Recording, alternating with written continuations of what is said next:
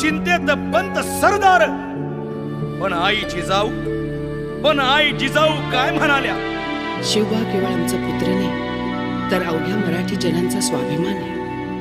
या मातेने आपला पुत्र गमावला तरी 72, परंतु भ्याडपणे पळून जाऊन या मराठी मुलखाचा स्वाभिमान गमावता कामा नये. अशा वाघिणीचा त्यो छावा,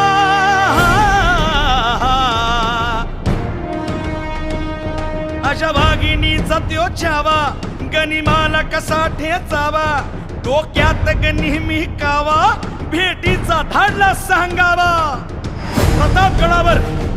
प्रतापगडावर आमने सामने भेटीचा सांगावा खानानं हसत हसत कबूल केला.